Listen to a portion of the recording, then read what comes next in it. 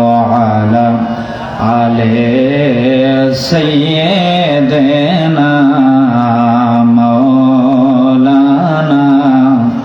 আরে যে গিয়েছে একবার সোনার মদিনা, তাহার মনে আর কোনো দুঃখ রইল না। বলো, তাহার মনে আর কোনো দুঃখ রইল না। আমার অন্তর জোরে মদিনায় আছে রে, আমার অন্তর জোরে মদিনায় আছে রে।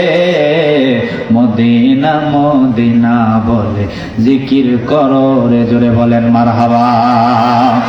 আমার জামালপুরের বাবারা, ইসলাম বোর্ডের বাবারা, রাত্র এখনো গভীর হয় নাই, তারপরে নবীর শানে কষ্ট করে মিলাদ পড়তেছেন, দুরূদ পড়তেছেন। ভালো লাগে নাকি খারাপ লাগে? জবান খুলে বলেন, ভালো লাগে নাকি খারাপ লাগে? আব্বা জান, বাবা জান, আমি হাদিসের কিতাবের মধ্যে পাইলাম আমার মায়ার নবী, নূরের নবী, হায়াতুন নবী, জিন্দা নবী, রহমাতুল লিল আলামিন জানাই দিছে, ময়দানে মাহশরে আমি নবী দেখব, আমার কিছু উম্মত হাউজে কাউসারের দ্বারে দাঁড়ায় আছে, তারা হাউজে কাউসারের পানির জন্য দাঁড়ায়া থাকবে। আমি নবী দেখি চিনে ফেলবো, তারা দুনিয়াতে থাকা অবস্থায় আমার শানে বেশি বেশি করে দুরূদ পড়তো। সুবহানাল্লাহ। নবীর শানে দুরূদ পড়লে হাউজে কাউসারের পানি পাওয়া যায়, নবীর শানে দুরূদ পড়লে জীবনের গুনাহ মাফ হয়ে যায়। জবান বন্ধ রাখবা না, প্রেমের শক্তি বাড়াই দিয়া আমার মায়ার নবীরে দেখার জন্য যারে দেখতে দেরি হয়, আল্লাহর ৭টা দোজখের আগুন হারাম হইতে দেরি হয় না। আব্বা জান, ও আমার বাবা জান, একটু দিল খুলে পড়ো আল্লাহুম্মা সাল্লি আলা মারহাবা। মাশাআল্লাহ, মারহাবা। মুহাম্মদ ওয়া আলা আলি সাইয়্যিদিনা মাওলানা। আল্লাহ তুমি নসিব করো বারে বারে মদিনা, নূর নবীরে না দেখাইয়া কবর দেশে নিও না। আল্লাহুম্মা সাল্লি। এখানে মাইকটা কি আমনে, এখানে মাইকটা কি আমনে দিছেন? তাহলে কানে দিতেছে তো পারি, একটু ভাষায় দেন, কানে লাগতেছে, একটু ভাষায় দেন। মুহাম্মদ ওয়া আলা আলি সাইয়্যিদিনা মাওলানা। মুহাব্বতে লা ইলাহা ইল্লাল্লাহ, লা ইলাহা ইল্লাল্লাহ, লা ইলাহা ইল্লাল্লাহ, লা ইলাহা। হাসবিয়াল্লাহ বলেন, হাসবি রাব্বি জাল্লাল্লাহ, মা ফি কলবি গায়রুল্লাহ। নূর মুহাম্মদ সাল্লাল্লাহু লা ইলাহা ইল্লাল্লাহ, লা ইলাহা ইল্লাল্লাহ, লা ইলাহা ইয়া রাহমাল্লাহ, লা ইলাহা ইল্লাল্লাহ, লা ইলাহা ইল্লাল্লাহ, লা ইলাহা লা ইলাহা ইল্লাল্লাহ মুহাম্মাদুর রাসূলুল্লাহ সাল্লাল্লাহু আলাইহি। মহব্বত দিয়া করলে কি আমাদের ক্ষতি হয়ে যাবে নাকি লাভ হবে? লাভের আশায় পড়েন আলহামদুলিল্লাহ। আজকে নোয়ারপাড়া নতুন ঈদগাহ মাঠ এর উন্নয়ন প্রকল্পে আয়োজিত প্রথম বার্ষিক ওয়াজ ও দোয়ার মাহফিল। 19শে জানুয়ারি সোমবার। সভাপতি হিসেবে আছেন আলহাজ ডাক্তার মোহাম্মদ আলতাফুর রহমান খান, উপদেষ্টা অত্র ঈদগাহ মাঠ। আর অসংখ্য প্রধান অতিথি হিসেবে আছেন জনাব মোহাম্মদ লিমন সর্দার, সহায়ক প্রধান অতিথি জনাব মোহাম্মদ শমশের আলী, প্যানেল চেয়ারম্যান 5 নং নোয়ারপাড়া ইউনিয়ন। অনেক মানুষের নাম, সকলকে শ্রদ্ধার সহিত স্মরণ করতেছি। বিশেষ করে মাহফিল পরিচালনায় আছেন আমার অত্যন্ত মহাব্বতের ভাই মোহাম্মদ আবু সাইদ খান সজীব, সাধারণ সম্পাদক অত্র ঈদগাহ মাঠ। আমি নোয়ারপাড়ার যুব সমাজকে একটু বেশি ভালোবাসি, কেন জানেন? কারণ তারা একত্রিত হয়ে কাজ করে, তারা খুবই অ্যাক্টিভ, তারা এলাকার রত্ন। আলহামদুলিল্লাহ বলেন। অনেক এলাকার যুব সমাজ আজকে ভালো কাজ থেকে দূরে সরে নিশার দিকে ধাবিত হইতেছে না? মাদকের ব্যবসা করতেছে। নাউজুবিল্লাহ বলেন। মাদক কি চলবে নাকি বন্ধ হবে? বন্ধ হবে। আর এই নোয়ারপাড়ার যুব সমাজ মাদকের সঙ্গে নাই, জোয়ার সঙ্গে, খারাপ কাজের সঙ্গে না, তারা ওয়াজ মাহফিলের সঙ্গে আছে। এলাকায় গাছ লাগায়, তারা এলাকার মসজিদের উন্নয়ন করে, ঈদগাহ মাঠের উন্নয়ন করে। এটা ভালো কাজ না খারাপ কাজ? তা দুনিয়াতেও ভালো কাজ, পরকালেও ভালো কাজ। দুনিয়াতে এই কাজগুলা করে তারা এলাকাবাসীকে শান্তিতে রাখবে, মানে আরামে রাখবে। পরকালে আল্লাহ পাক আপনাদেরকে যেন বুঝার তৌফিক যেন আমার আল্লাহ দান করে। আমিন বলেন। আমাদের প্রত্যেকটা কাজ হতে হবে কার সন্তুষ্টির জন্য? কার সন্তুষ্টির জন্য? আল্লাহর সন্তুষ্টির জন্য। দুনিয়ার মানুষ হয়তো বেজার হয়ে যাবে, পরিমাণ কিছু যদি বান্দা বান্দি করতে পারে, পরকালে এগুলা 3 না পাহাড়ের সমান বিশাল আল্লাহ পৌঁছায় দিবে। পাহাড়ের সমান বিশাল আল্লাহ পকেটের মধ্যে মানে পৌঁছায় দিব। আল্লাহু আকবার বলেন। কুরআন টাকার, একটু জোরে বলবেন, আরো জোরে বলেন। কার? কোন সন্দেহ আছে? সন্দেহ করলে ঈমান থাকবো? থাকবে না। সন্দেহ কেমনে করবেন? আল্লাহ তো কুরআনের মধ্যেই বলেছেন, যালিকাল কিতাবু লা রাইবা ফি। তাই এমন কুরআন, এখানে কোনো সন্দেহের অবকাশ নাই। হুদাল লিল মুত্তাকিন। এই কুরআন কাদেরকে হেদায়েত দিবে? যারা মুত্তাকিন, যারা তাকওয়াবান, যাদের অন্তরে আমি আল্লাহর ভয় আছে, তাদেরকে আমি আল্লাহর কুরআনটা হেদায়েত দিয়ে দেব। আব্বা জান, বাবা জান, এই নোয়ারপাড়ার মানুষ, এই জামালপুরের মানুষ, আমার আল্লাহ সুবহানাহু ওয়া তাআলা এই কুরআনুল কারীমের কত চমৎকার করে তার হাবিবরে চিনানোর জন্য জানাই দিছে। আব্বা দান, বাবা দান, এই আমার বাদান, আমার আল্লাহ সুবহানাহু ওয়া তাআলা এই কুরআনুল কারীমের 10 নাম্বার পারার 15 নাম্বার পৃষ্ঠার মধ্যে আল্লাহ ওয়াজ করতেছেন, বিসমিল্লাহির রহমানির রহিম। ওয়া মিনহুমুল্লাযীনা ইউযুনান নাবিয়্যা ওয়া ইয়াকুলুনা হুয়া উযুন কুল উযুনু খায়রিল লাকুম ইউমিনু বিল্লাহি ওয়া ইউমিনু লিল মুমিনিনা ওয়া রাহমাতুল লিল লাযীনা আমানু মিনকুম ওয়াল্লাযীনা ইউযুনা রাসূলাল্লাহি লাহুম আযাবুন আলীম। জোরে কি আল্লাহু আকবার বলা যাবে না? ওরে নোয়ারপাড়ার মানুষ, ও ইসলামপুরের মানুষ, কত চমৎকার করে আল্লাহ জানাই দিল।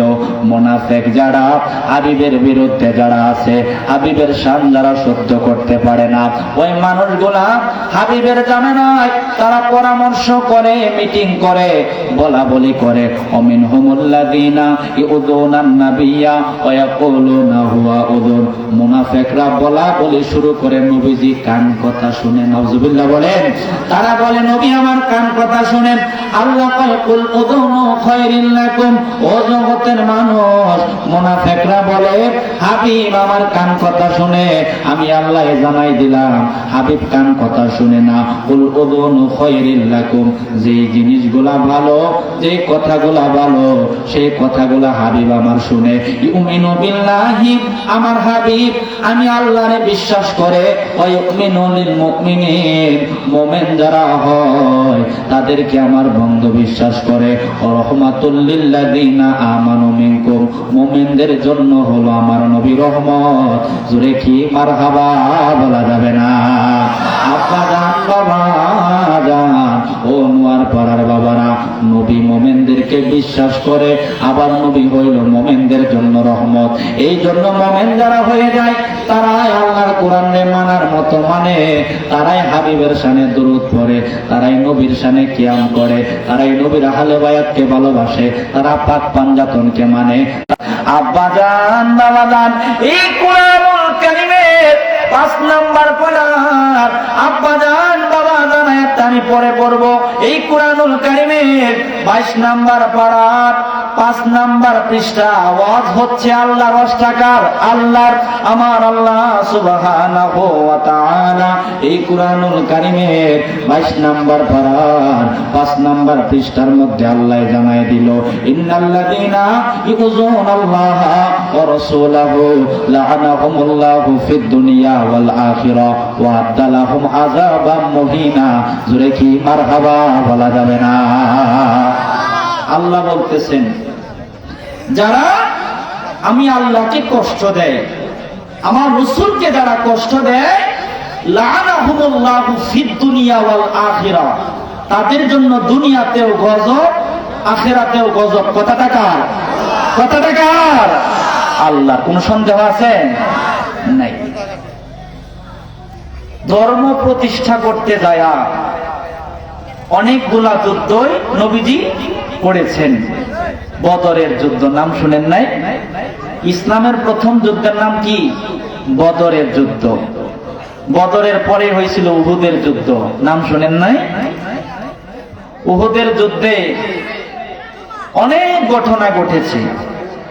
রাসূলের কথা না মানলে কি হয় আর মানলে কি হয়, একটু যদি আপনারা মনোযোগ দিয়ে আমার কথাটা শুনেন বুঝতে পারবেন। আল্লাহ যেন কবুল করে, আমিন বলেন। তো উহুদের প্রান্তরটা মূলত মদিনাতুল মুনাওয়ারা থেকে বেশি দূরে না, 4-5 কিলোমিটার দূরে। 4-5 কিলোমিটার দূরে। আল্লাহ আমারে নেওয়াইছে, আলহামদুলিল্লাহ বলেন। আমি গিয়েছি। তো উহুদের যুদ্ধে রাসূলের পক্ষে ছিল 1000। কয় হাজার? আর কাফের ছিল 3000। কয় হাজার? 3000। মুনাফিকরা কত কষ্ট আমার নবীকে দিছে। আব্দুল্লাহ ইবনে উবাই, নবীজি যখন উহুদের যুদ্ধে রওনা হইল, মাঝপথে আব্দুল্লাহ ইবনে উবাই কয়, আমরা আপনার সঙ্গে যাব না। নাউজুবিল্লাহ বলেন। সে 300 লোক নিয়ে পিছায়া পড়ছে। নবীজির মনে কি কষ্ট লাগবে না? কষ্ট লাগলে কি হবে? লা'আনাহুমুল্লাহু ফিদ দুনিয়া ওয়াল আখিরাহ। আল্লাহ কয়, আমার মনে, আমার হাবিবের মনে যারা কষ্ট দিবে তাদের জন্য দুনিয়াতেও লাআনত, পরকালেও লাআনত। নাউজুবিল্লাহ বলেন। 300 লোক নিয়ে আসে যখন পিছায়া গেছে, নবীজির মনের মধ্যে খুব কষ্ট লাগছে। কারণ যুদ্ধের ময়দান থেকে পিছানোটা এটা কি ভালো মানুষের কাজ? না। আমার মায়ার নবী, হায়াতুন নবী, জিন্দা নবী, ডাক দিয়া কয়, পিছায়া গেছে, পিছায়া যাক। আমার সঙ্গে যারা আছো আল্লাহর উপর ভরসা করে চলো আমরা উহুদের ময়দানে যাই। আমার মায়ার নবীর সঙ্গে 700 সাহাবায়ে কেরাম যখন উহুদের ময়দানে গেছে, আব্বারে বাবারে, আমার মায়ার নবী, হায়াতুন নবী, জিন্দা নবী, রহমাতুল লিল আলামিন ডাক দেয়া কয়, সাহাবীরে, বদরের যুদ্ধে আমার পক্ষে 313 জন ছিল, হাজার হাজার কাফের ছিল। হাজার হাজার কাফেররা 313 জনের সঙ্গে পারে নাই।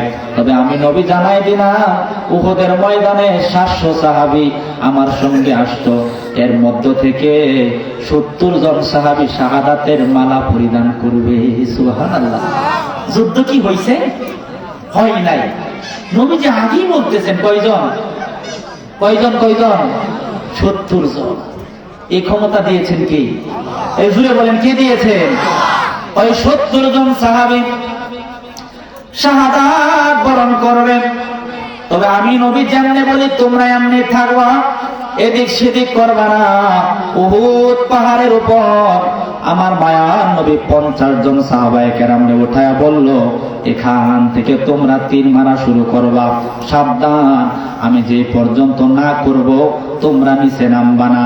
যদি দেখো নিচে সমস্ত মুসলমান শহীদ হয়ে গেছে, শহীদ হয়ে যাবে, তারপরেও তোমরা নিচে নামতে পারবা না।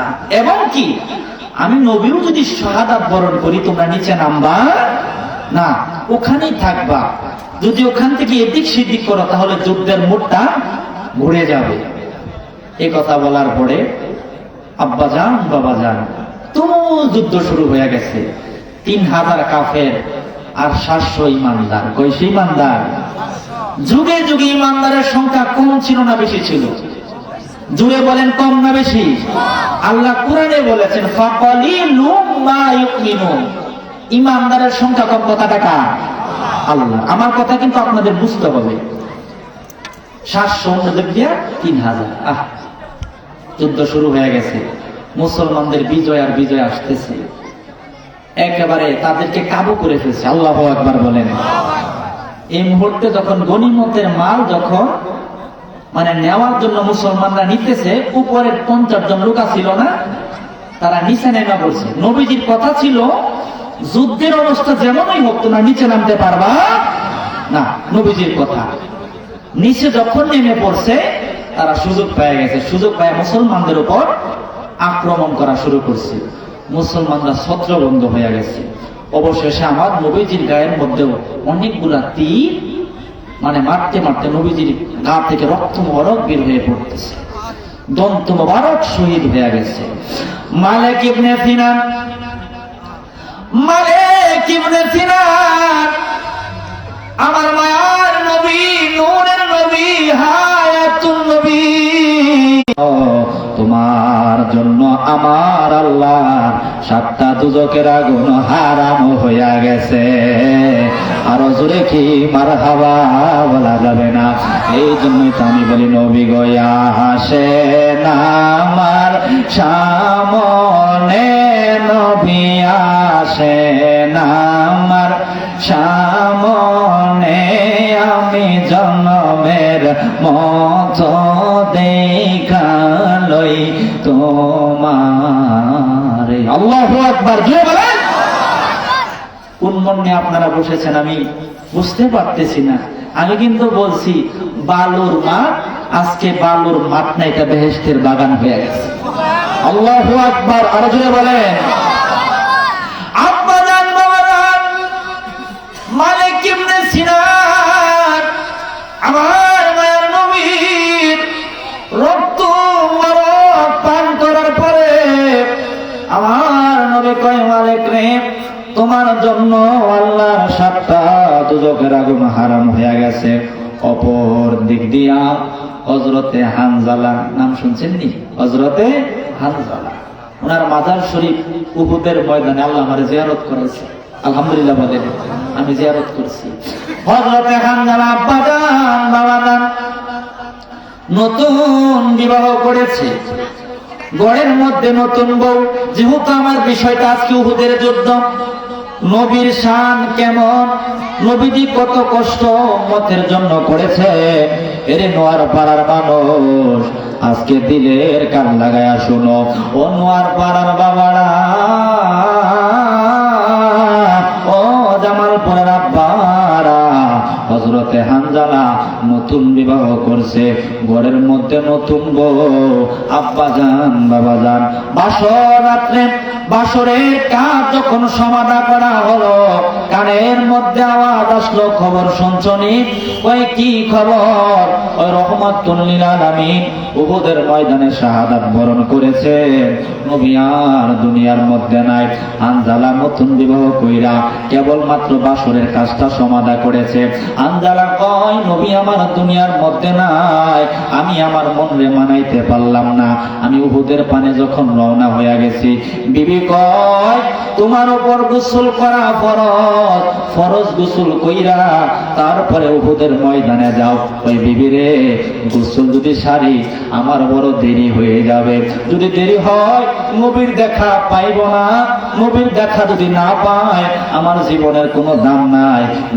গোসলের জায়গায় থাকুক, ফরজ গোসল বাদ থাকুক, আমি আমার নবীর প্রেমে নবীর কাছে রওনা হইয়া গেলাম। হযরতে হানজালা যাইতে যাইতে উহুদের প্রান্তরে যখন গেল, যাওয়ার পরে হানজালা কয় আমি যাইয়া দেখলাম উহুদের 3.5 মাইল লম্বা পাহাড়টা আমার নবীর সঙ্গে কথা বলতেছে। আল্লাহু আকবার। কার সঙ্গে কথা বলে? নবীর সঙ্গে। কার সঙ্গে? কোন সন্দেহ আছে আপনাদের? নাই। উহুদ পাহাড় নবীকে বলে, ইয়া রাসূলুল্লাহ, নবী গো, আপনার দান মোবারক শহীদ হয়ে গেছে, আমি আর সহ্য করতে পারতেছি না, আমি আপনার মহব্বতে ফেটে গেলাম, যদি আপনার মন চায় আমি পাহাড়ের ভিতরে আপনি চলে আসুন। সেই যে উহুদ পাহাড় ফাটছিল, এখন নবীর মহব্বতে ফাটাই আছে। আল্লাহু আকবার কর। হানজালা কয় আমি দেখলাম উহুদ পাহাড়টা আমার মায়ার নবীর মহব্বতে ফেটে গেছে। নবী আমার উহুদ পাহাড়ের মধ্যে হেলান দিয়া আমার নবী বড় ক্লান্ত হয়ে গেছে। কাফেররা যখন আমার নবীর দিকে আসতেছে, আমি হানজালা তলোয়ার নিয়ে দাঁড়ায় গেলাম। আমি কিন্তু নাপাক হালতে ছিলাম, নবীর পক্ষে আমি যখন যুদ্ধ করতেছি, হানজালা কয় আমার গায়ের মধ্যে তারা তীর মারা শুরু করলো। তীর মারার পরে আব্বাজান বাবাজান ও নোয়ার পাড়ার বাবারা, হযরতে হানজালা জমিনের মধ্যে পড়ে গেছে, বাবাজান জমিনের মধ্যে পড়ে গেছে। হঠাৎ করে কাফেররা এসে হানজালার বুকের উপরে আঘাত করতে শুরু করলো, কল্লাটা আলাদা করে ফেললো। হানজালা সঙ্গে সঙ্গে শাহাদাত বরণ করলো। নবী আমার জাগনা হইয়া দেখে হানজালা আমার নবীর মহব্বতে কুরবান হয়ে গেছে। আমার নবীর জন্য হানজালার জীবনটা হানজালা উৎসর্গ করছে। এই মুহূর্তে হানজালার বিবি একটা দৌড় মাইরা উহুদের প্রান্তরে আইসা কয়, নবী গো, আমার স্বামী কোথায়? কোথায় আমার স্বামী? স্বামী আমার কোথায় একটু জানতে চাই। ওই তোমার স্বামী যুদ্ধের ময়দানে আইসা আমি নবীর মহব্বতে জীবনটা কুরবান করে ফেলেছে। আল্লাহু আকবার। জীবনটা কুরবান করে ফেলেছে। কোন নবী একটা কথা কই, কি? আমি তো আপনার হাদিসে শুনেছি যারা যুদ্ধের ময়দানে মারা যায় তাদের কি গোসল ছাড়া দাফন করতে হয়, এটাই তো নিয়ম। আমার স্বামীর তো গোসল করাটা ফরজ ছিল, নবী গো, এই অবস্থায় যে সে আল্লাহর বাবার মধ্যে বড় বেয়াদবি হয়ে যাবে, তাকে যেন গোসল দিয়া জীবন দেয় নাই। আমি নবীর জন্য কুরবান হয়ে গেছে। আল্লাহ কয়, ফেরেশতারা একটা দৌড় মাইরা উহুদের ময়দানে যাও। হানজালা যেহেতু আমার হাবিবের মহব্বতে জীবনটা দিছে, দুনিয়ার কোন পানি দ্বারা হানজালার গোসল দেওয়া লাগবে না। 70,000 ফেরেশতারে আল্লাহ পাঠিয়ে দিল। 70,000 ফেরেশতা আল্লাহর জান্নাতের পানি দ্বারা হানজালার গোসলটা দিয়া দিল। আল্লাহু আকবার বলেন। এই যে এই নবীর মহব্বতে জীবন কুরবান করলে আসমানে গোসল হয়ে যায়, জান্নাতের পানি দিয়া ফেরেশতারা গোসল করে করাইতে পারে। আমরা যদি ওই নবীর জন্য পাগল হয়ে যাই, ওই নবী আমাদের বাংলা ঘরে আসতে পারে কি পারে না? জোরে বলেন, পারে কি পারে না? তাই নবীকে দেখার জন্য জবান বন্ধ না রেখে আমার সঙ্গে বলে, নবী গো, আসে না আমার সামনে, নবী আসে না আমার সামনে, আমি জন্মের মতো দেখালই তোমারে, আমি জন্মের মতো দেখালই তোমারে, আমি প্রথম যেদিন মদিনায় গেলাম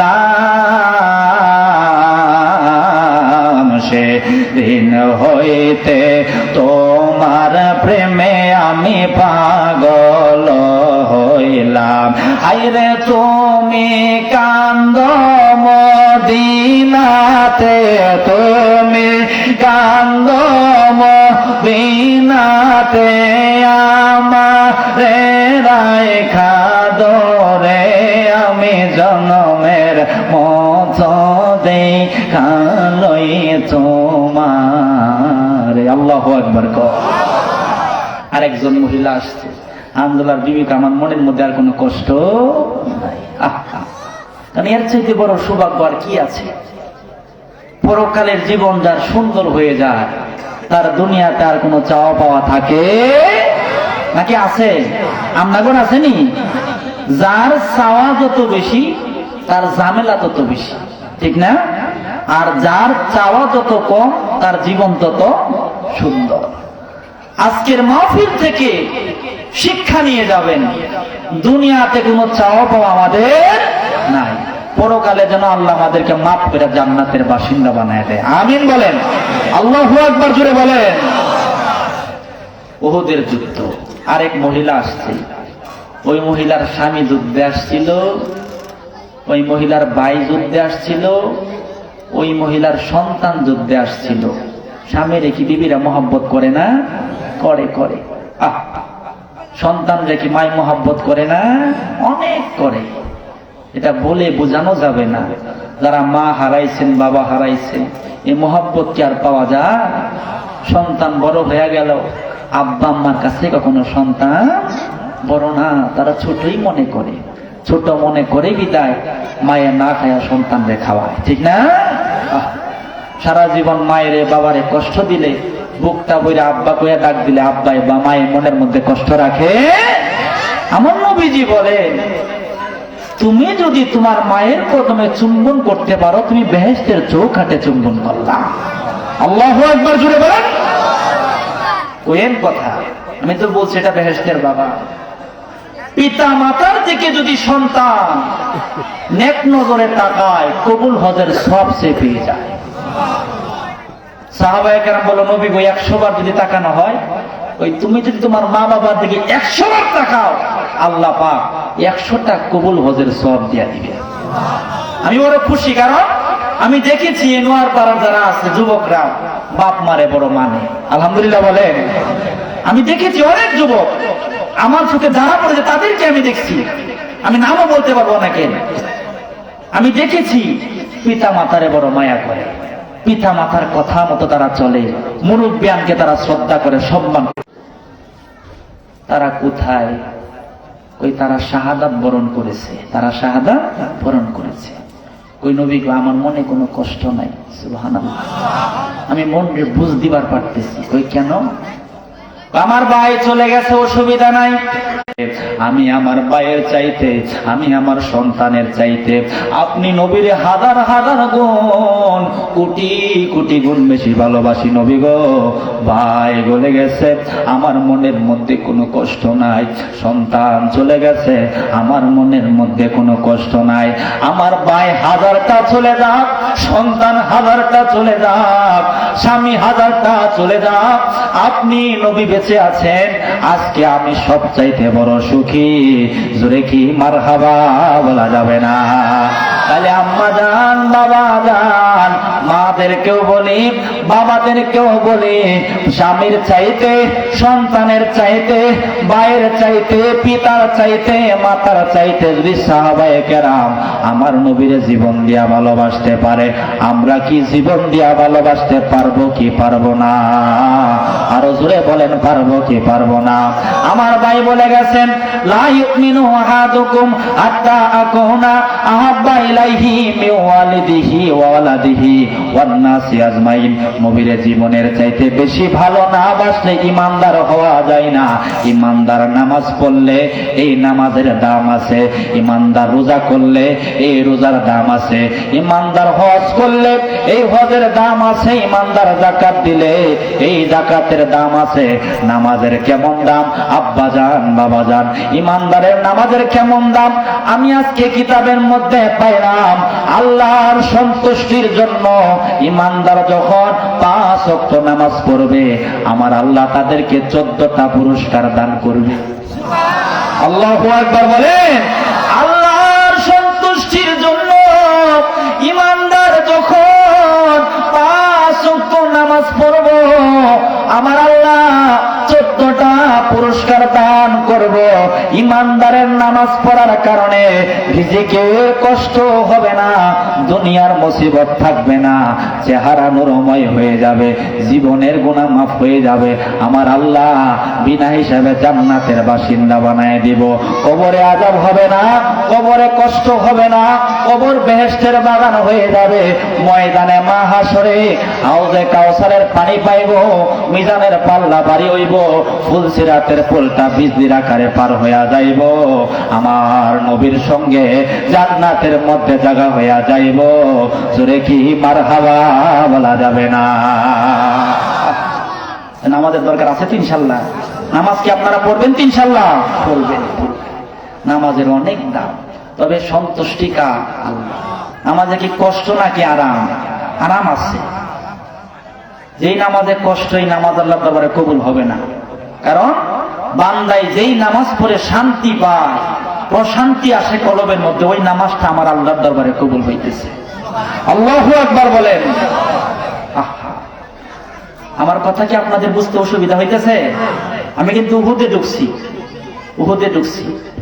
হানজালা নবীর মহাব্বতে জীবন দিল, মহিলার স্বামী চলে গেল, সন্তান চলে গেল, তারপরে মনের মধ্যে কোনো কষ্ট নাই। ভারতের পাঞ্জাব প্রদেশে একটা ঘটনা, 1926 সন হিন্দু এক লেখক একটা বই লিখছে, রঙ্গিলা রসুল। নাউজুবিল্লাহ বলেন। রঙ্গিলা রসুল আমার নবী সম্পর্কে বাজে মন্তব্য করছে।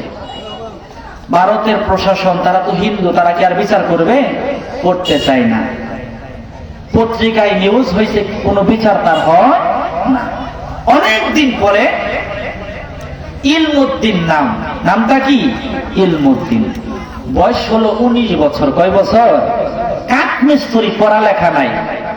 সে যখন শুনতে পাইল রাজপাল আমার নবীরে গালি দিছে, সে আল্লাহর কাছে বলে, আল্লাহ আমি তো নিজেকে আর ঠিক রাখতে পারতেছি না, আল্লাহ গো যদি তোমার দয়া হয় আমারে তুমি ক্ষমতা দিও, আমি যেন তার বিচার করতে পারি। আল্লাহু আকবার বলেন। ঈমান কারে বলে? মুহাব্বত কারে বলে? আজকে শিক্ষা নিয়ে যান। আমরা তো মনে করি বড় মাওলানা হইলে বোধহয় পাক্কা ঈমানদার। হ্যাঁ, আমরা মনে করি বড় মুফতি সাহেব হইলে বোধহয় পাক্কা ঈমানদার। না, ঈমানদার মাওলানার মধ্যে না, মুফতির মধ্যে। ঈমানদার হইল বিশ্বাসের মধ্যে। কিসের মধ্যে? যার মধ্যে বিশ্বাস আছে, যার মধ্যে মুহাব্বত আছে, যার মধ্যে আমল আছে, সে যদি খেত কামলাও হয়, দিন মুজর হয়, তামাম দুনিয়া বিক্রি করে তার দাম দেওয়া যাবে না। কাঠমিস্ত্রি, 19 বছর বয়স, লেখাপড়া নাই। আল্লাহ তুমি আমারে ক্ষমতা দিও, আমি যেন তার বিচারটা করবার পারি।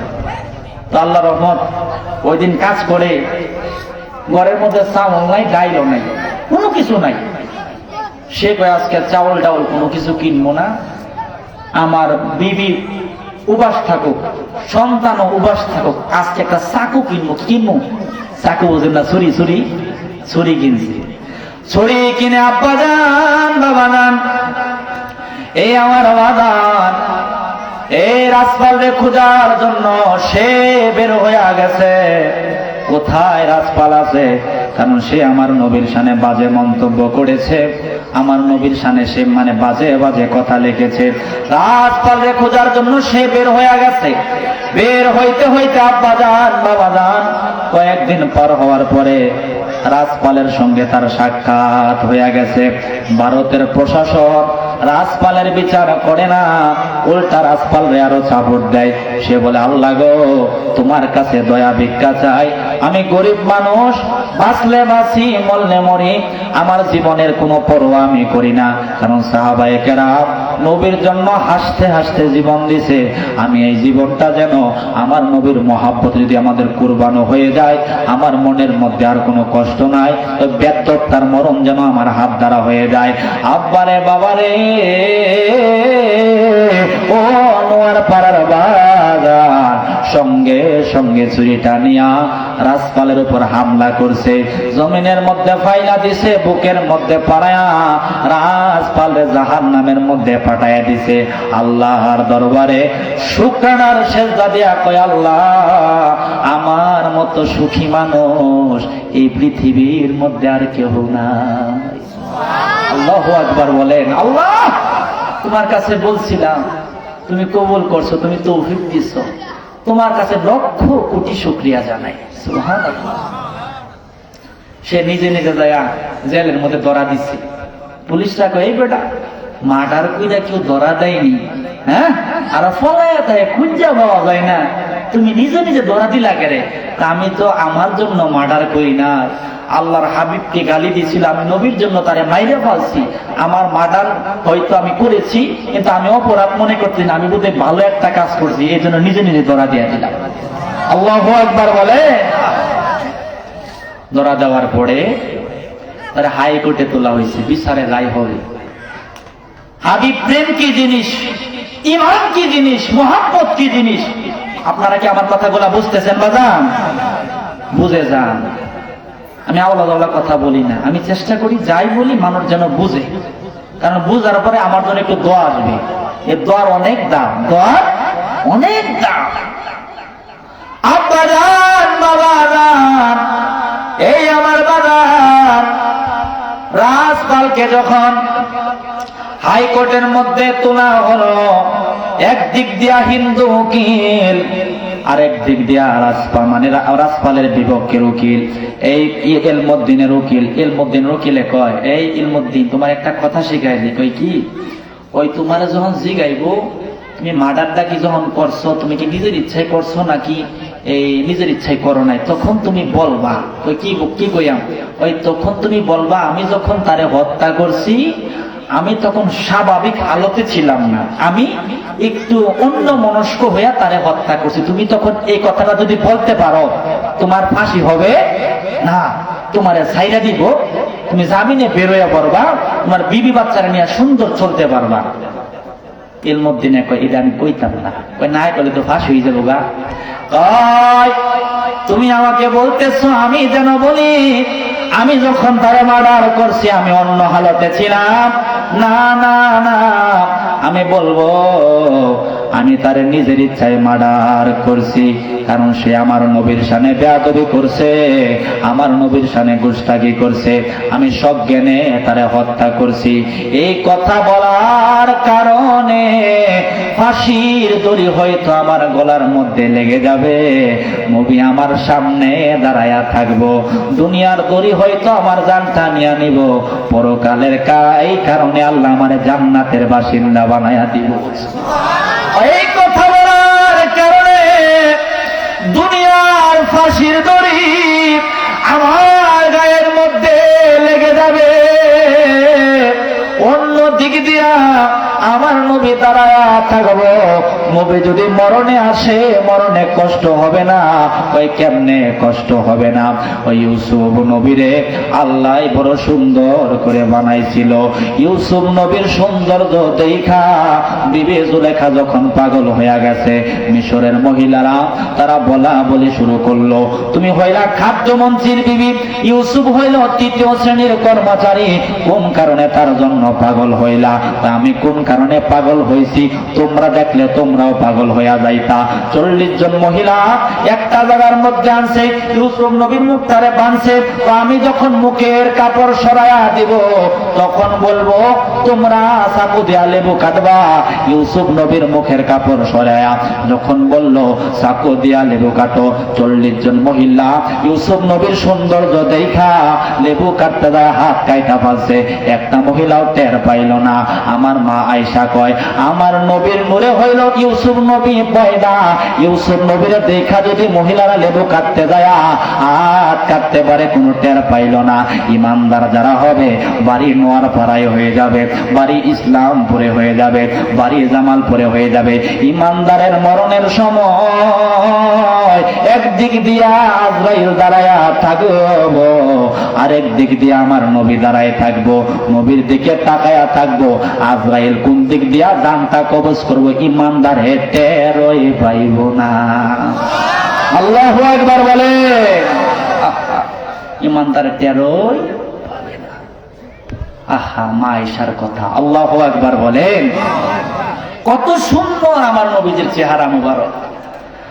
আমার সে মা আয়েশা বলেন আমি অন্ধকার রাত্রে কুবি বাতি জ্বালায়া কাঁথা সিলাইতেছিলাম। কাঁথা বোঝেন না? কাঁথা হাতে হাতে বাড়ি খায়া বাতি গেছে নিবা, শুই গেছে বইরা। বিপদ বাড়ছে না কমছে? বাড়ছে। আমি চিন্তা করতেছি সুইটা নিচে পড়ে গেছে, কেমনে পাবো? এই মুহূর্তে আমার ঘরে আমার নবী যে আগমন করছে, নবী যখন আসলো কোন লাইট জ্বালাইতে হয় নাই, মোমবাতি জ্বালাইতে হয় নাই, পূর্ণিমার চাঁদের চাইতে আমার ঘরটা অধিকতর আলোময় হয়ে গেছে। আমি সঙ্গে সঙ্গে সুইটা খুঁজে পাইছি। আল্লাহু আকবার বলেন। আমরা হইলাম ওই নবীর উম্মত। আল্লাহু আকবার জোরে বলেন। আমাদের কি মন চায় না ওই নবীর কদমে যাওয়ার জন্য? চাইতে ইনশাআল্লাহ। কাদের কাদের চাই? দুই হাতটা হাত তুলে আল্লাহু আকবার বলি। নারে তাকবীর, নারে রিসালাত। আল্লাহ কবুল করুক, আমিন বলেন। একটু আমার সঙ্গে জবান খুলে বলেন প্রাণের মদিনা কবে নিবে আমারে আল্লাহ, প্রাণের মদিনা কবে নিবে আমারে, কাঁদিতেছি মদিনা মদিনা করে বলো, কাঁদিতেছি মদিনা মদিনা করে। জোরে বলেন আল্লাহু আকবার। জবান বন্ধ রাখলে কোনো লাভ হবে না। জবান খুলে আমার সঙ্গে দিল মিলায়া, প্রেম মিলায়া, গুনগুনায়া বলো আব্বা জান, বাবা জান। আমার নবীর শানে গজল গুলা যারা বলবে তাদেরকে আল্লাহর ফেরেশতা জিবরাইলের সাহায্য করে জান্নাতের মধ্যে ঢুকায় দেব। ফুটবল খেলায় গোল দিলে জুড়ে চিৎকার মারে, গলা ভাঙ্গালাই, লাভ না ক্ষতি? ক্ষতি না? ক্ষতি না? লাভ না ক্ষতি? ক্ষতি হয়ে যায়। ফুটবল খেলার চিৎকারে যদি গলা ভাঙতে পারো ওখানে তোমার ক্ষতি হয়ে যায়। আর আল্লাহ নবীর মহাব্বতে কথা বলার কারণে যদি গলা ভাঙতে পারো, বাপ মা সহ 14 গোষ্ঠীর জায়গা আমার আল্লাহর জান্নাতের মধ্যে হয়ে যাবে। জোরে কি মারহাবা বলা যাবে না? আমার সঙ্গে বলো প্রাণের মদিনা কবে নিবে আমারে আল্লাহ, প্রাণের মদিনা কবে নিবে আমারে, কাঁদিতেছি মদিনা মদিনা করে বলো, কাঁদিতেছি মদিনা মদিনা করে। আহা নূরের নবী কাঁদিতেছেন নুরানি রওজায়, আমার আশিক উম্মত যেন ক্ষমা পেয়ে যায় বলো, আমার আশিক উম্মত যেন ক্ষমা পেয়ে যায়। ওই মায়ার নবীরে দেখতে চাই ঘুমের ঘরে, ওই মায়ার নবীরে দেখতে চাই ঘুমের ঘরে। মেশকাত শরীফ 554 পৃষ্ঠায় আছে রে। বলেন প্রাণের মদিনা কবে নিবে আমারে আল্লাহ, প্রাণের মদিনা কবে নিবে আমারে, কাঁদিতেছি মদিনা মদিনা করে বলেন, কাঁদিতেছি মদিনা মদিনা করে। আহা হাসরের ময়দানে নবী কাঁদিবেন সিজদায় হয়ে যাবে।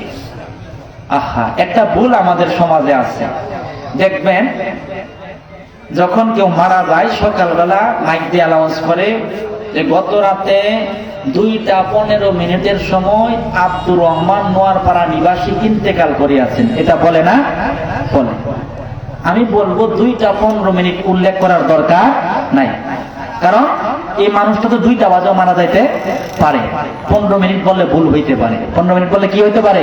ভুল হইতে পারে।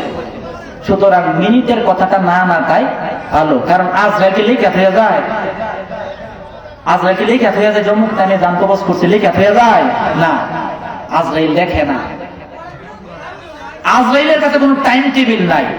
আছে একটা গাছ আছে, এই গাছের পাতা ঝরে গেলেই মরণের চিঠি চলে আসবে। সুতরাং 2:15 2:20 বলার দরকার নাই।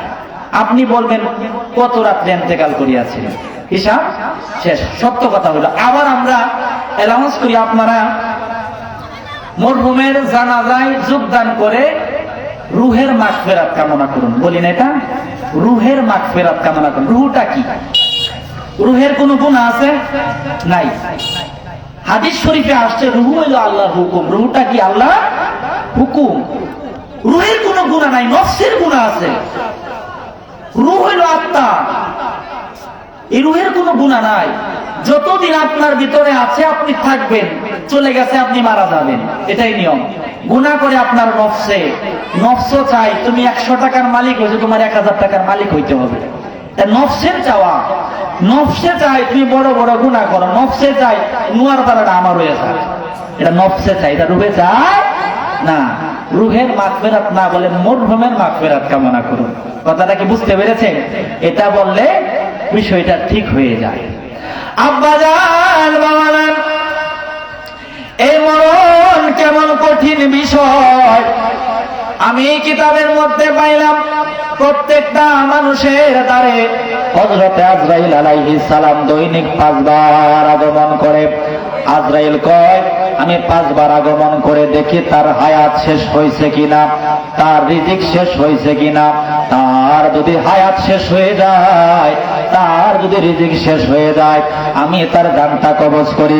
নোয়ার পাড়া অনেক মানুষ ট্রেনের তলে পড়ে মারা যায়, আগুনে পড়ে মারা যায়, স্ট্রোক করে মারা যায়, রোগ বেমারে মারা যায়, যায় কি যায় না।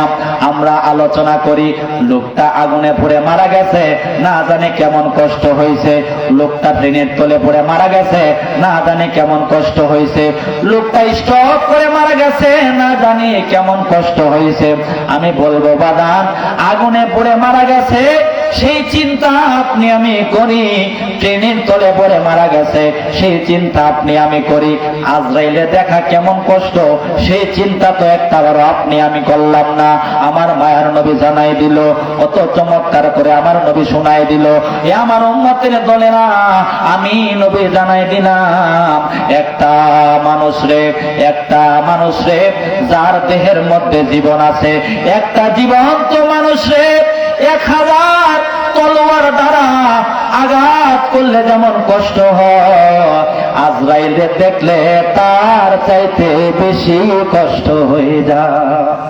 আল্লাহু আকবার বলে। জীবন্ত একটা মানুষকে 1000 তলোয়ার দ্বারা আঘাত করলে যেমন কষ্ট হয়, আজরাইলকে দেখলে তার চাইতে বেশি কষ্ট হয়ে যায়। চিন্তা কি আমরা করেছি? না। অথচ আমার নবী কয়, আকসিরুয যিকরা হাযি মিন লাযযাতিল মাউত। ও দুনিয়ার মানুষ, তোমরা মরণ রে বেশি বেশি করে স্মরণ করবা। মরণ রে যদি বেশি বেশি স্মরণ করতে পারো, দুনিয়ার চিন্তা দূর হয়ে যাবে, পরকালের চিন্তা তোমার আমার ভিতরের মধ্যে চলে আসবে। নোয়ার পাড়ার জমিনে তুমি বিল্ডিং ঘর বানাইলা, টিনের ঘর বানাইলা, ফাউন্ডেশনের ঘর বানাইলা। আমি আজকে বলে যাই, 10 বছর 20 বছর 30 বছর 50 বছর থাকার জন্য যে বিল্ডিং ঘর বানাইলা, টিনের ঘর বানাইলা, মানে 5 তলা ঘর বানাইলা, এই ঘর কিন্তু তোমার আমার আসল ঘর না। তোমার আমার আসল ঘর হইল অন্ধকার কবর। অন্ধকার কবর, এই কবর বড় কঠিন জায়গা, কবর বড় শান্তির জায়গা। আমার নবী কয়, যারা আল্লাহর সন্তুষ্টি নিয়া ইমানদার আমল করে যখন কবরের মধ্যে শুয়ে যাবে, কবরটা হয়তো 3.5 হাত গড় থাকবে, এই কবর তখন আর 3.5 হাত থাকবে না, দৃষ্টিসীমা পর্যন্ত আল্লাহ প্রশস্ত বানায় দিবে, কবর কবর থাকবে না, কবর বেহেশতের বাগান হয়ে যাবে। আল্লাহু আকবার বলেন। আব্বা জান, বাবা জান, আর যারা বেঈমান, যারা গুস্তাখে রাসূল, ঈমান আমল যার মধ্যে নাই, তারা যখন কবরের মধ্যে শুয়ে যাবে, আমি হাদিস শরীফের মধ্যে পাইলাম, কবরের ডাইনের মাটি চাপ দিয়া বামের দিকে আসবো, বামের মাটি চাপ দিয়া ডাইনের দিকে যাইব, আব্বারের ডাইনের হাত বামে আসবে, বামের হাত ডাইনে আসবো, বেঈমানের কবরের মধ্যে আল্লাহ সাপ পাঠায়া দিব, এই সাপ যখন নাভির মধ্যে আঘাত করব, একটা আঘাত খায়া 70 তবক মাটির নিচে ডাইবা যাইব, আবার উঠবো, আবার ডাইবা যাইব। তাই বাবারে, আজকে নোয়ার পাড়ার মাহফিল থেকে শিক্ষা নিয়ে যাও, যতদিন আল্লাহ বাঁচায় রাখবো, আল্লাহরে মানার মতো মানবা, নবীরে মানার মতো মানবা, 5 ওয়াক্ত নামাজ পড়বা, বিবিরে সন্তানরে পর্দায় রাখবা, হালাল খাইবা, আরামের দিকে যাইবা না, কারো আমানত নষ্ট করবা না। এই নিয়ত যদি করতে পারো, তোমার আমার কবরটাও আল্লাহর বেহেশতের বাগান হয়ে যাবে। সূরা কি মারহাবা বলা যাবে না? এই জন্য এক কবি বলেন, আজ না হয় কাল তুমি যাইবা কবরে, যাওয়ার সময় দেখে বেঁচে গো তোমার সবই রইল পরে, যাওয়ার সময় দেখে বেঁচে গো। কোনো কিছু আমাদের সঙ্গে যাবে? বলেন, আজ না হয় কাল তুমি যাই বা কবরে, যাওয়ার সময় দেখে বেঁচে গো তোমার সবই রইল পরে, যাওয়ার সময় দেখে বেঁচে গো। আহা ঘর করলা, বাড়ি করলা, চলো গাড়ি করে, হঠাৎ একদিনে চলে যাইবা গো বাবা অন্ধকার কবরে, হঠাৎ একদিনে চলে যাইবা গো। ঠিক না ঠিক? এই দুনিয়ায় থাকা যাবে? কবরে গেলেই সব শেষ। চিন্তা করেন, আপনি যদি মারা যান, এই যে আজকে বেঁচে আছেন, সন্তানে আপনার জন্য টাঙ্গাইলের চমচমানে আনে না, ওই বাবাই আমার বাড়িতে আছে, টাঙ্গাইল থেকে কি লয়ে যায়? চমচম লয়ে যায়, বগুড়ার দই লইয়া যায়। মারা যাওয়ার পরে কেউ কবরে নিয়ে যায়? আহা, দেখেন অনেক লোক, এই দলের কিন্তু হিসাব হবে। এই জন্য আমি বলি, যারা গরিব হয়েছেন মনের মধ্যে কষ্ট রাখবেন না, আপনারা বড় শান্তি প্রিয় মানুষ, আপনাদের প্রতি আল্লাহ রাজি, আমার নবীও রাজি। আমার নবী আল্লাহর দরবারে হাত তুলে দোয়া করতেন, আল্লাহ গো আমারে তুমি গরিবী হালতে কাটায়ো। নবী আমার বলেন, দুনিয়ার জমিনে যারা গরিব হয়ে যাবে, কষ্ট করে যারা জীবনটা পার করব, ময়দানে মা হাসরে আমার আল্লাহ তাদেরকে 500 বছর আগে জান্নাতের বাসিন্দা বানায়া দিবে। আল্লাহু আকবার। ধনী হইলে যাকাত দেওয়া ফরজ হয়ে যায়। আজকে নোয়ারপাড়ার মানুষ, জামালপুরের মানুষ, ইসলামপুরের মানুষ যদি ধনী হয়, যাকাত দেওয়া ফরজ হয়, কিন্তু ধনী আজকে যাকাত দিচ্ছে না, যাকাত দিচ্ছে না। ধনী যদি সময় মতো যাকাত দিত, তাহলে নোয়ারপাড়ার জমিনে আর কোন গরিব থাকতো? রমজান মাস আসলে বাজান উমরা করার জন্য মক্কায় যায়, মদিনায় যায়, হাজার হাজার মানুষ দাওয়াত কইরা খাওয়ায়, অথচ বাড়ির পাশে গরিব মানুষ অনাহারে অনিদ্রায় দিন কাটাচ্ছে, শীতের কাপড় নাই, তার কোনো খোঁজ খবর নেই না। আল্লাহ কয়, বাড়ির পাশের প্রতিবেশীর খোঁজ খবর নাও, কার ঘরে খাবার নাই তারে খাওন দাও, কার ঘরে কাপড় নাই তারে কাপড় দাও। আগে প্রতিবেশীর হক আদায় করো, তাহলে আমি আল্লাহর হক আদায় হয়ে যাবে। আল্লাহু আকবার বলেন। আজকে কি আমরা প্রতিবেশীর হক আদায় করতেছি? না। অথচ আমার নবীর শিক্ষা, তুমি যদি তোমার বাড়িতে তরকারি রান্না করো, ঝুলটা বাড়াইয়া দাও, যাতে তোমার আশেপাশের মানুষগুলা খাইতে পারে। এই চিন্তা কি আপনার আমার মধ্যে আছে? কি লাভ হইল? কোন লাভ আসেনি। নিজেকে মাপেন, এটা মাপার জায়গা। এটা কিসের জায়গা? মাপার জায়গা। আমি তো আর মানুষের বাইন্দা মসজিদে ঢুকে পারবো না। যার কপালে হেদায়েত এসে যাবে সে এমনি ঢুকবে, ঠিক না? তো এর আগেও বাহিরে আমাদের অনেকগুলা কাজ আছে। মুসলমান কারা? যার হাত জবান থেকে অপর মুসলমান নিরাপদে থাকে। সুবহানাল্লাহ বলেন। আজকে কি আপনার আমার হাত দ্বারা অপর মানুষ নিরাপদ? নিজের ভাইয়ের লগে ভাইয়ের গন্ডগোল, মারামারি লাগে। আমার ময়মনসিংহের ঘটনা, বাইরে ভাই মাইরা লাইছে, বাইরে ভাই মাইরা লাইছে জাগা লইয়া, অথচ একটা মায়ের পেটে 4টা 5টা সন্তানের জায়গা হয়। এত বড় জায়গার মধ্যে ভাইয়ে ভাইয়ে গন্ডগোল থাকবার পারে না। এটা মনে নোয়ার পাড়ায় নাই, আমাদের এদিকে আছে। কষ্ট লাগে মনে। আব্বাজান বাবাজান, কবরের পরে ময়দানে মাহাশর, সে হাসরের ময়দানটা কেমন হবে? আমার আল্লাহ সুবহানাহু ওয়া তাআলা এই কুরআনুল কারীমের মধ্যে বলেন, ইয়াউমা ইয়াফিরুল মারউ মিন আখি, কথাটাকার আল্লাহর আমার আল্লাহ সুবহানাহু ওয়া তাআলা এই কুরআনুল কারীমের 30 নাম্বার পাড়ায় কত চমৎকার করে জানাই দিল। ওয়াজ আমার না, ওয়াজ ডাক্তার আবুল রহমান সাহেবের ওয়াজ না। আমি তো সব জায়গায় কথা বলি, আজকে কিছু কথা মরণের বলে যায়। আব্বাজান বাবাজান, জীবনকে পরিবর্তন করে নিয়ে যাইবা। কুরআনুল কারীমের 30 নাম্বার পারার মধ্যে আমার আল্লাহ সুবহানাহু ওয়া তাআলা কত চমৎকার করে জানাই দিল। আব্বাজান বাবাজান, কত চমৎকার করে আমার আল্লাহ জানাই দিল, ইয়াউমা ইয়াফিরুল মারউ মিন আখি ওয়া উম্মিহি ওয়া আবিহি ওয়া সাহিবাতিহি ওয়া বানি। হাসরের ময়দানটা কেমন হবে? ওই দিন মা সন্তানদের চিনবে না, বাবাই সন্তানদের চিনবে না, বিবি স্বামীরে চিনবে না, স্বামী বিবিরে চিনবে না। অথচ বিবির জন্য হারাম কামাইলেন, আরেকজনের ঠকাইলেন, সন্তানের জন্য 5 তালা বাড়ি করলেন, ভাইয়ের সঙ্গে ভাই ঝগড়া করলেন, ওই সন্তান কিন্তু আপনারে চিনবে না, ওই বিবি কিন্তু আপনারে চিনবে না। তাই বাবা, কাউরে ঠকায়া ধনী হওয়ার দরকার নাই। হালাল খাইবা, হক খাইবা, আমানত ঠিক রাখবা, ভালো কথা মতো চলবা, সদা সর্বদা সত্য কথা বলবা। সত্য কথা বলার কারণে যদি দুনিয়ার মানুষ তোমার বিপক্ষে চলে যায়, আমার আল্লাহ তোমার সঙ্গে আছে। আল্লাহ যার সঙ্গে আছে তার আর কোনো ভয় নাই।